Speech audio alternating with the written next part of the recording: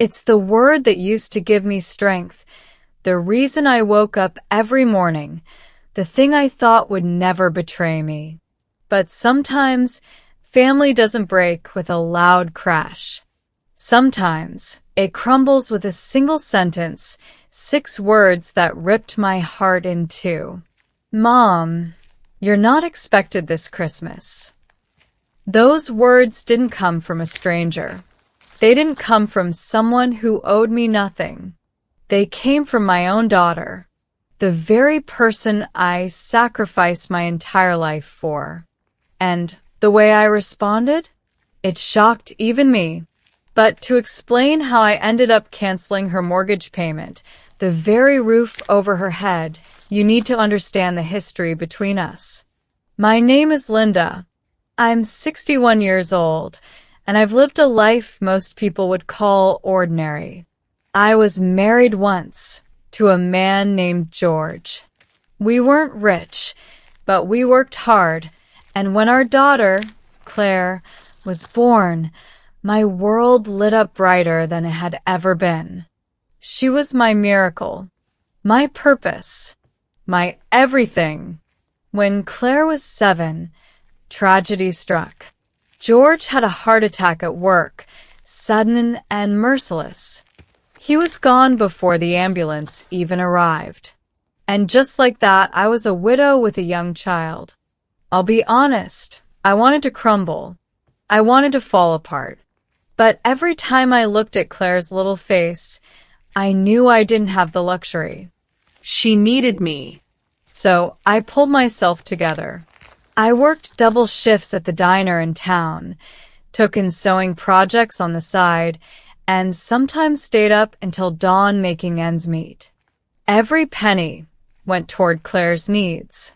Her school clothes, her books, her dance lessons. People in town used to whisper, "Linda's strong as iron." But the truth is, I wasn't strong. I was desperate. I just loved my daughter more than I loved myself. As Claire grew older, I was so proud of her. She was smart, ambitious, and beautiful. She got into college, the first in our family to do so, and I scraped together savings, loans, and every extra shift I could to make sure she graduated without drowning in debt. When she met Jason, the man who would later become her husband, I welcomed him with open arms. I thought of him as a son. I thought, finally, my daughter has the support she deserves. They married young, bought a house, and started their own little family. But here's the thing about houses. They're expensive. And like many young couples, Claire and Jason struggled. Who stepped in? Me. I co-signed the mortgage, paid off a chunk of their down payment, and when bills piled up, I quietly covered half their monthly installments. I never once asked for it back. I never once made them feel guilty. Because in my heart, I thought, I'm doing this for my daughter, for my grandchildren, for family. Christmas was always our tradition. Every year, no matter how busy or broke we were, Claire and I celebrated together.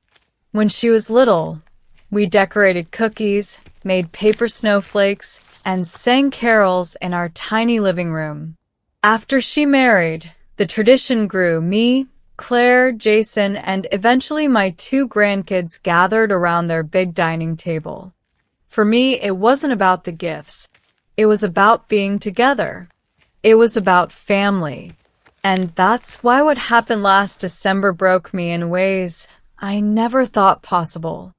It was the first week of December. I remember it vividly. I had just finished knitting matching scarves for the kids. I was smiling, picturing their faces when they opened them, when I dialed Claire's number. "Sweetheart," I said brightly, "I was thinking of bringing the turkey this year. Or would you rather I do my honey-glazed ham?" On the other end, silence. Longer than it should have been. Finally, Claire's voice came, hesitant. Mom, actually, you don't have to come this Christmas. I laughed softly, thinking she was joking. Don't have to come? Oh, honey, of course I'll come. You know Christmas isn't the same without me. But her tone turned sharper, more distant. No, Mom. What I mean is, we weren't really expecting you this year. Jason and I decided to just do something small. Just us and the kids. I felt my stomach drop. My voice cracked. So, you don't want me there? And then she said it. The 6 words I will never forget. Mom, you're not expected this Christmas.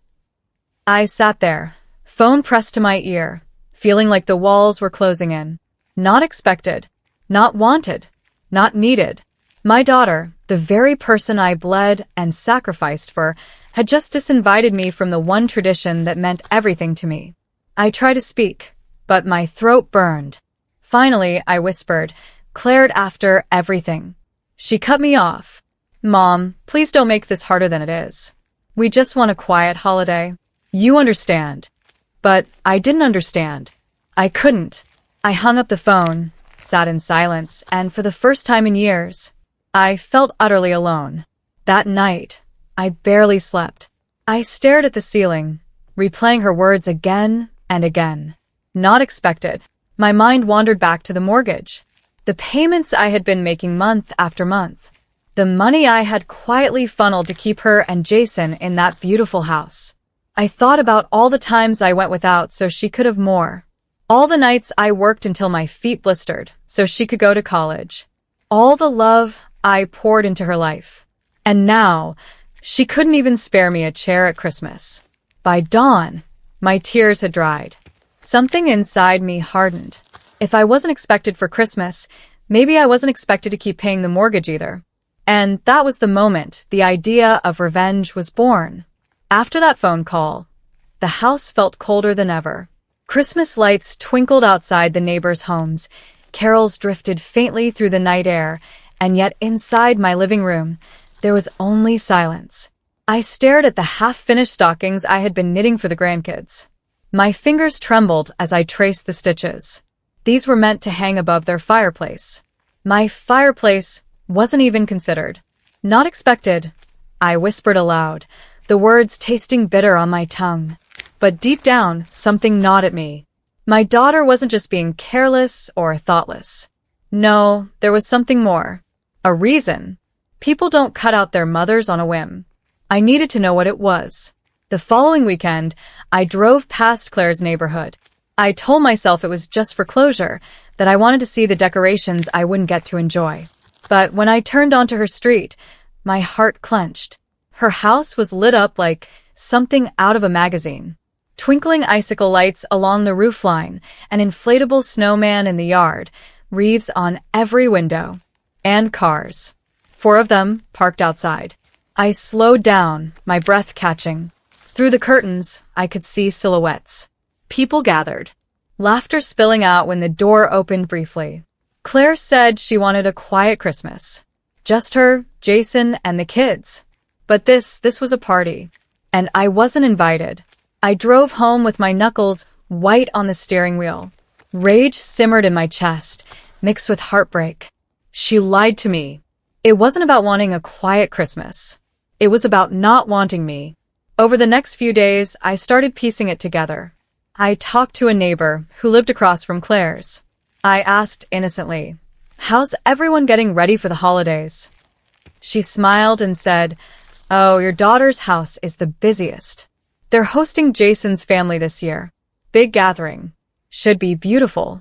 Jason's family. That was it. They had chosen his family over me.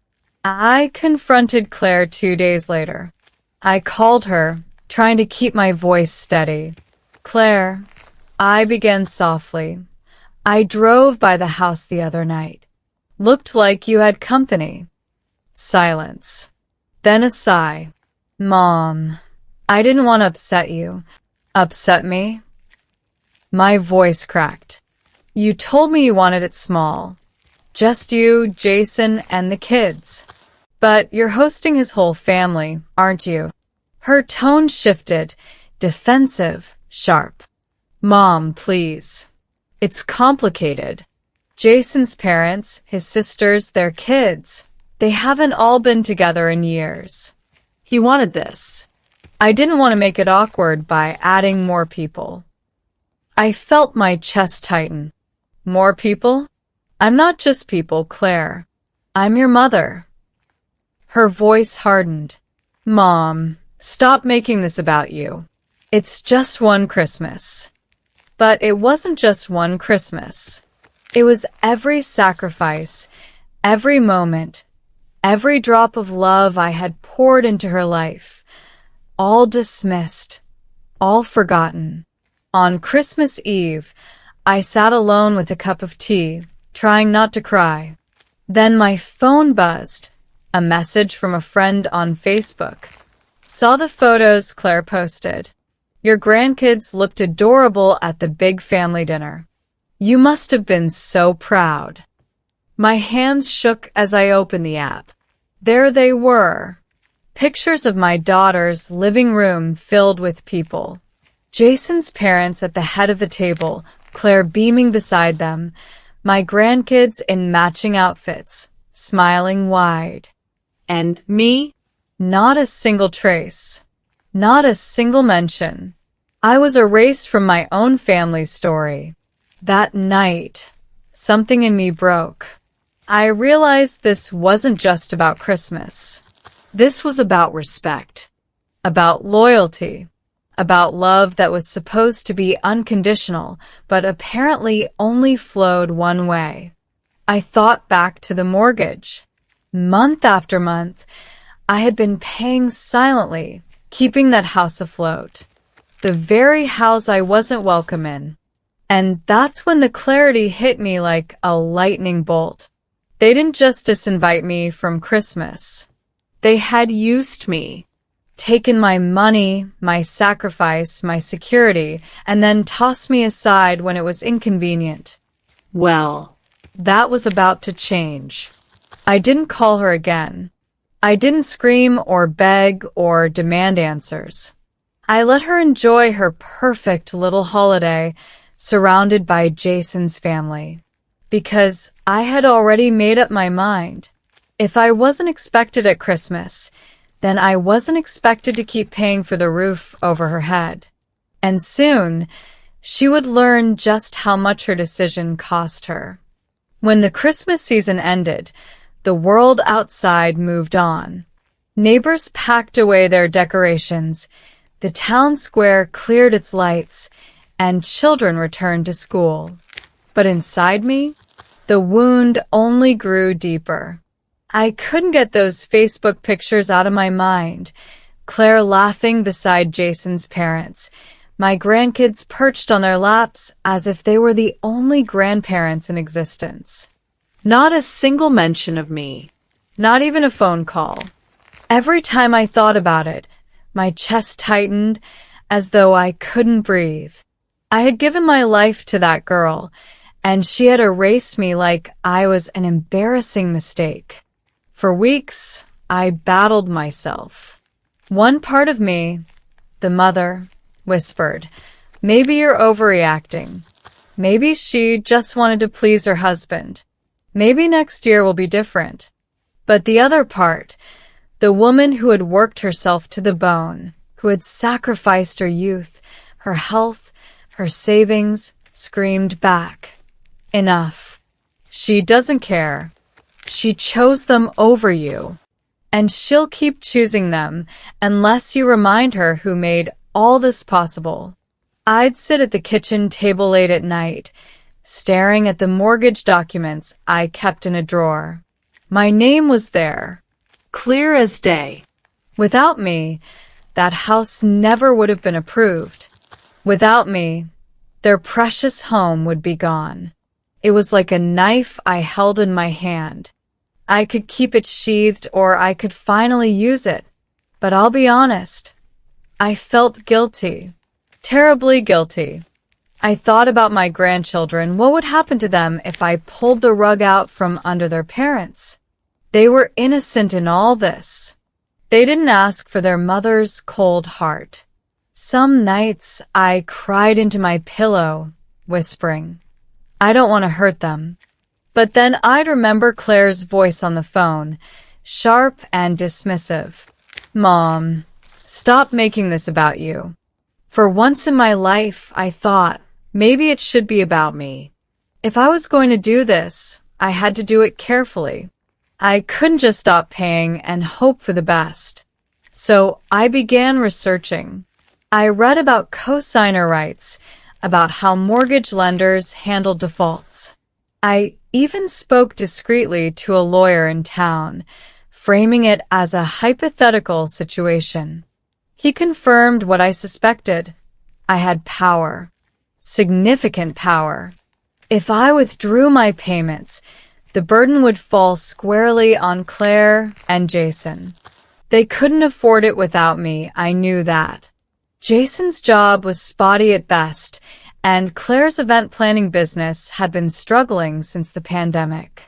One missed payment might not sink them, but 2, 3, the house of cards would collapse. And all it would take was silence. At first, I thought about confronting her directly, sitting her down, telling her exactly how much pain she caused me, and then announcing I would no longer pay. But then I realized that would give her time. Time to scramble, time to prepare, time to soften the blow. No. That wasn't what I wanted. What I wanted was for her to feel what I felt on that phone call, blindsided, unwanted, discarded. So I decided to stop paying quietly. No warning. No explanation. Just gone. January came, and with trembling hands, I skipped the payment. For the first time in years, I didn't send money to the lender. The world didn't end. Not immediately. But 2 weeks later, Claire called. Her voice was tight, almost panicked. Mom, hey, I just got a notice from the bank. Did you forget the mortgage payment this month? I held the phone, heart pounding. Forget, I said calmly. No. I didn't forget. A pause. So, what happened?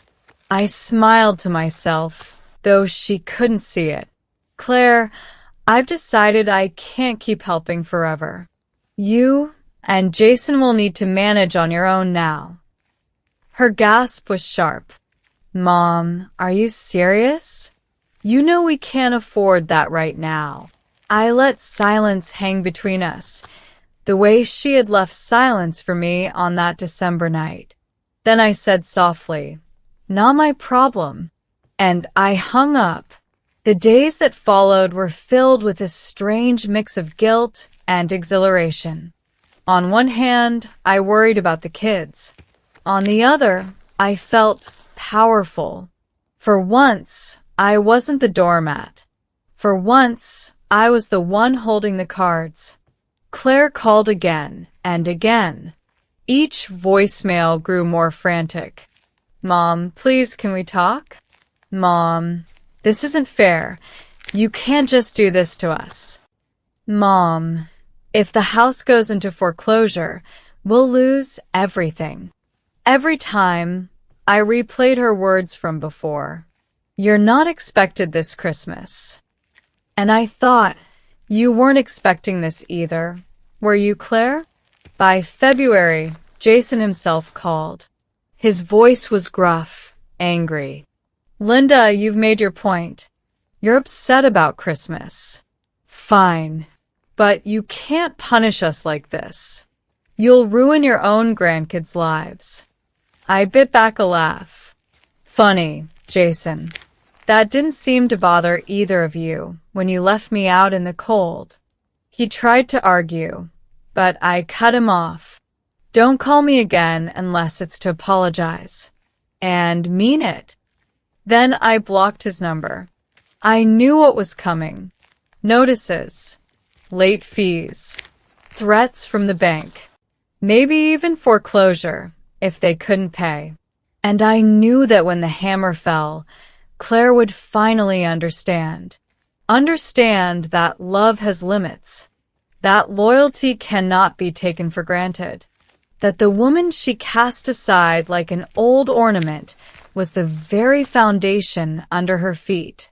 And when that moment came, I would be ready, because this wasn't just revenge. It was justice. It was a gray February morning when I heard it, pounding on my front door. When I opened it, there stood Claire, hair disheveled, eyes red from crying. She wasn't dressed like the put-together professional she always tried to be. No, she looked like a woman unraveling. "Mom," she said, voice shaking, "we need to talk." I stepped aside silently, letting her in. She glanced around the house, as if searching for sympathy in the cozy space she had abandoned me in. "We're 3 months behind," she blurted out, wringing her hands. "The bank is threatening foreclosure. Jason and we can't catch up without your help." I studied her, every line of her face, every desperate twitch. And for the first time in my life, I didn't feel like her mother. I felt like the judge she had summoned without realizing it. "Why should I help you, Claire?" I asked quietly. Her mouth opened, then closed. She hadn't expected that. "Because," she stammered, "because you're my mother. Because family is supposed to help each other." My lips curled into a bitter smile. "Family? You mean the family that wasn't expecting me for Christmas?" Her eyes widened. "Mom, that's not fair." "Not fair."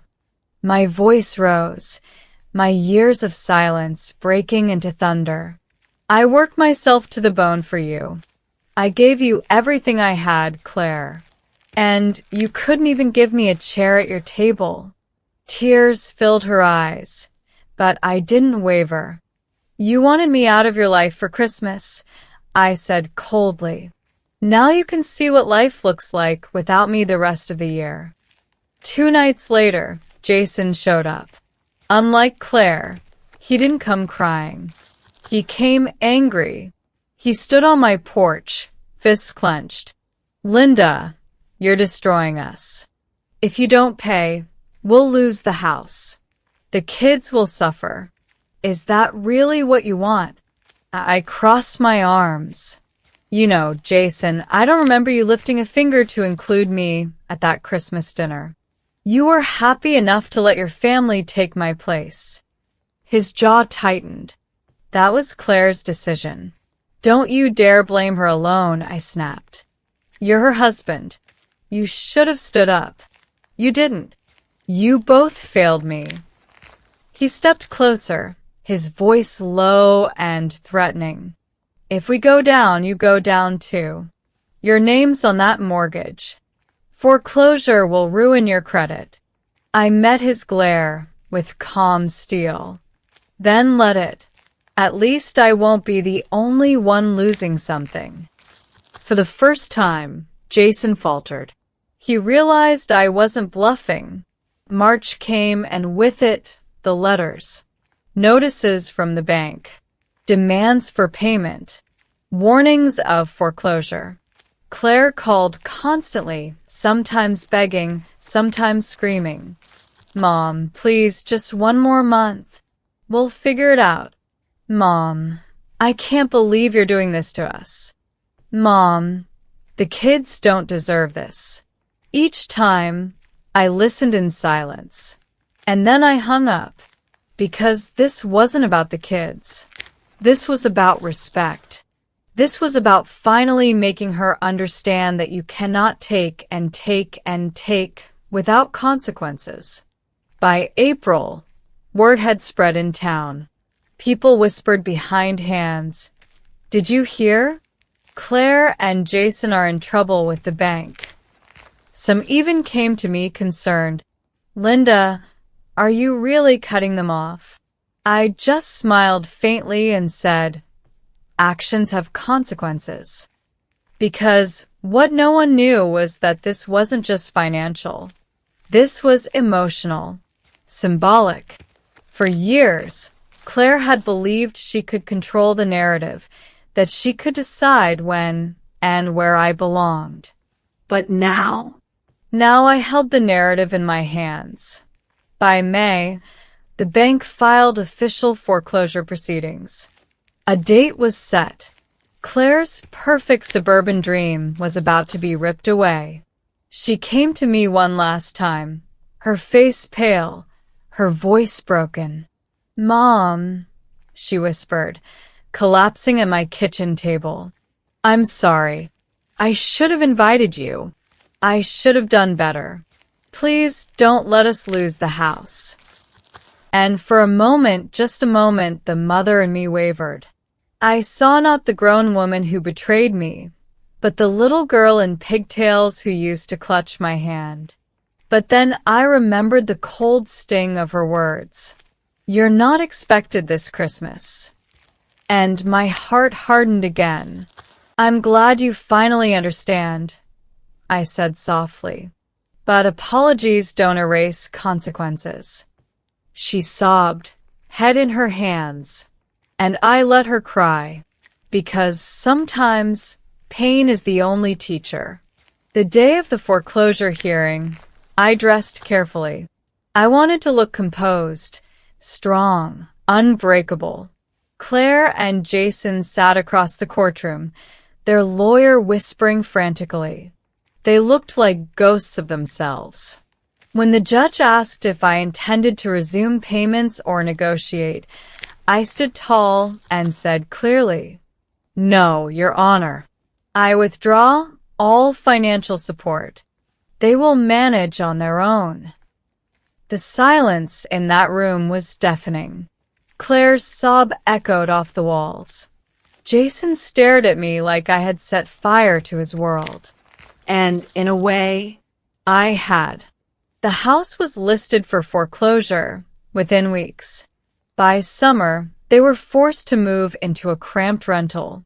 Gone were the fancy decorations, the dinner parties, the image of a perfect suburban family. And the whispers in town grew louder. People who once admired Claire now pitied her. Some even criticized her. How could she treat her mother that way after everything Linda did? For once, the sympathy was mine. But I wasn't done yet. I went to the grandkids directly. I didn't tell them every detail, of course. They were too young. But I sat them down and said gently, "Grandma won't always be around at Christmas. Sometimes people make choices that push others away. But I want you to know I love you no matter what." Their eyes widened, confusion clouding their innocent faces. And I knew that someday, when they were older, they'd understand. They'd remember who stood by, who sacrificed, and who discarded. It wouldn't be me they blamed. When I drove past their old house for the last time, I felt a strange mix of sorrow and triumph. Sorrow, because no mother truly wants to hurt her child. Triumph, because my silence had spoken louder than any words ever could. Claire had chosen to erase me from her Christmas table, so I had erased the roof over her head. My relationship with Claire never fully recovered. Oh, she tried. At first, she'd call every so often, her voice hesitant, like she was testing the waters. "Mom, the kids miss you. Maybe we could do dinner sometime?" But dinners turned into awkward silences. Her apologies, when they came, felt hollow, like someone trying to unlock a door after breaking it beyond repair. And I couldn't forget. I couldn't forgive. Not yet. Because forgiveness without accountability is just permission for history to repeat itself. I still saw them, of course. I made sure they knew Grandma loved them, no matter what. I attended school plays, soccer games, birthdays when I was invited. But Christmas? No. That day was mine now. I spent it with friends, neighbors, and sometimes in quiet solitude with a cup of cocoa by the fire. And strangely enough, I found peace in it. Because I realized Christmas had never been about the decorations or the turkey or even the presents. It was about who chose to sit at your table. And if my daughter didn't choose me, then I would choose myself. People often say blood is thicker than water. But I've learned something truer. Love is thicker than blood. It doesn't matter if someone is family by birth. If they treat you like an afterthought, if they take and leave you in the cold, then family becomes just a word. Respect, loyalty, kindness, those are the ties that bind. Without them, even a daughter can feel like a stranger. Years later, I heard whispers that Jason had left Claire. He couldn't handle the financial strain, the tension, the fallout. The dream couple that once flaunted their perfect life now stood divided, broken. And me, I was still here, stronger, wiser, unapologetic. Not because I enjoyed their downfall, but because I had finally learned that sometimes the only way to teach someone the value of love is to take away the comfort they built on it. So yes. My daughter said she wasn't expecting me for Christmas. And in return, I canceled her mortgage payment. It was brutal. It was shocking. Some would even say it was cruel. But it was the only way to make her understand. You don't get to erase the people who built your world without paying a price. And that's the story.